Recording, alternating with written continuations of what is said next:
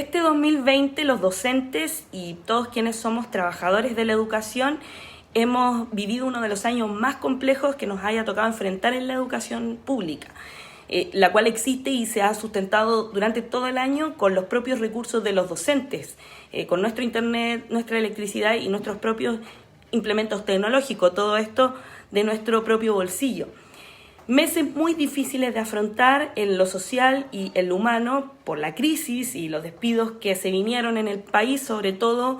encima de las familias de nuestros propios estudiantes. Y para qué agregar que tuvimos que enfrentar todo esto con una nula capacitación para llevar a cabo la educación a distancia y un nuevo proceso y formato del proceso de enseñanza-aprendizaje, lo cual claramente va mucho más allá de solo saber cómo usar una plataforma digital como Zoom o Google Meet para poder conectarnos con nuestros alumnos. Agregando que teníamos encima la bota gigante del Mineduc, cartera de gobierno que no se hace cargo de otra cosa más que de agobiar a los trabajadores de la educación y a los apoderados todo el año con el majadero irracional e insistente retorno a clases presenciales, todo el año sin implementar ni preparar las condiciones de nada, ni a nivel pedagógico, ni a nivel sanitario, ni de infraestructura en las escuelas. Una cruda realidad que queda al descubierto muy tristemente y lamentablemente incluso con el fallecimiento de un alumno de un liceo técnico en este forzado retorno a clases presenciales sin estar las condiciones. Es por ello que decimos que es en estas circunstancias donde más ha quedado al desnudo la precariedad de esta educación pública que ha tocado fondo, hay que decirlo, a nivel nacional y municipal, gracias a esta educación descentralizada, municipal, herencia de la dictadura de Pinochet. El único rol relevante del flamante Ministerio de Educación es transferir los fondos públicos, las subvenciones,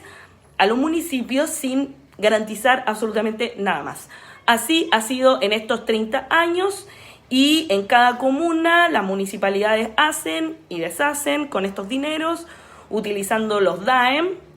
y las corporaciones municipales como caja chica y también como caja pagadera de favores políticos. El mayor ejemplo de todo esto es nuestra propia comuna y el hoyo financiero que la hoy imputada y exalcaldesa Karen Rojo dejó a nuestra ciudad, del cual los 5.800 trabajadores de la CMDS seguimos pagando los platos rotos con graves irregularidades salariales, moras, cobranzas judiciales y todo tipo de consecuencias que se arrastran hasta el día de hoy en nuestros sueldos y en el de todos los trabajadores de la educación afectados por esta situación. Ignacio Pozo, quien también pasó por este sillón alcaldicio, tampoco gestionó una solución definitiva a esta situación que crece como bola de nieve gracias a la pasiva y negligente gestión de CMDS, que desde abril de este año con tranquilidad ve cómo se sigue adeudando plata a los trabajadores de la educación. Y bueno, ahora con la reciente llegada de Wilson Díaz del Partido Socialista, tras las ya reconocidas negociaciones políticas que se dan en el Consejo Municipal, vemos con mucha preocupación cómo deja en entredicho Wilson Díaz un acuerdo ya ofrecido por Pozo y cómo finalmente opta por una salida parcial al problema de la deuda con Copeuch, que sería la repactación de la deuda en cuotas para que se eliminen las cobranzas a los trabajadores de la educación y se desbloqueen los servicios a los trabajadores que somos socios de Copeuch, que es la mayoría. Y bueno, después de todo el perjuicio ocasionado en nuestro sueldo, en nuestra previsión, en nuestra salud, en nuestros convenios, no podemos ponernos a celebrar una medida que se gestiona a última hora y que nuevamente involucra el endeudamiento del municipio y una corporación ya vaciada financieramente gracias a la derecha, a la desconcertación que se han turnado a la administración de ambos en estos 30 años, generando una enorme crisis que va más allá de lo financiero, ya que la gestión humana, educativa y pedagógica que lleva adelante la corporación es realmente nula. Por ejemplo, este año solamente se rebotan las orientaciones generales de un Mineduc desconectado con la realidad y cada escuela, cada liceo haciendo, autoaprendiendo, equivocándonos y haciendo por arte propio. hicimos el esfuerzo de llevar adelante la educación pública en pandemia. Los profesores y los trabajadores de la educación no podemos poner los esfuerzos solamente en que se nos quede al día las 3 cuotas impagadas de Copebuch o alguna otra institución similar, sino que los educadores debemos mirar la realidad, la crisis de la educación pública, y que el rumbo por el cual nos lleva no nos depara nada bueno, solo nuevas deudas, hoyos financieros, mayor precarización que generalmente recae sobre nuestros propios estudiantes, nuestra escuela y los trabajadores de la educación. Y hoy en día, al calor de un debate histórico como el que se abrió con movilizaciones de masa hace más de un año en el estallido social de octubre, y que busca por todos los medios echar abajo la Constitución y toda la herencia de la dictadura, los educadores no podemos mirar hacia el costado, mirar solo nuestra propia trinchera gremial, mirarnos solo el ombligo, porque si no la historia nos pasará por encima si no nos damos cuenta y nos sacamos la lección de que hoy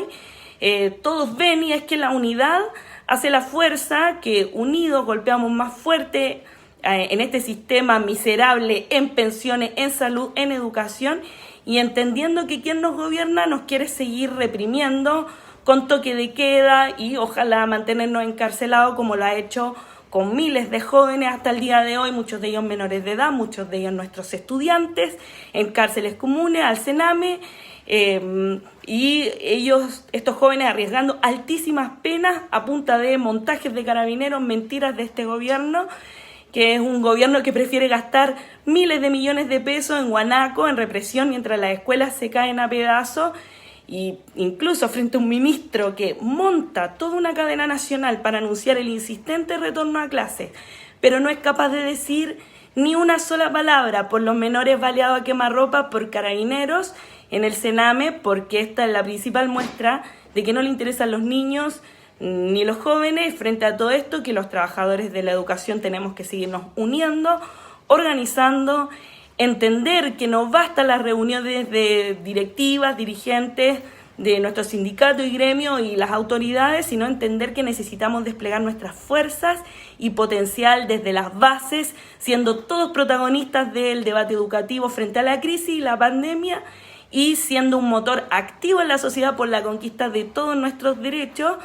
por la libertad de nuestros presos políticos y por una nueva constitución sin trampas, sin veto y sin las restricciones de los mismos de siempre, que quieren seguir decidiendo por nosotros y quieren una constitución calcada a la que ya está. Todos estos son altos desafíos que tenemos por delante y que sabemos que son impensados sin una movilización del país, sin un paro general de todos los sectores productivos, de servicio, del cual también en la educación también somos parte, para lo cual se hace necesario que nuestro gremio salga de su pasividad, al igual que la CUT y todos los organismos que tienen esta responsabilidad en la realidad de organizarnos en un plan de lucha por todas estas demandas,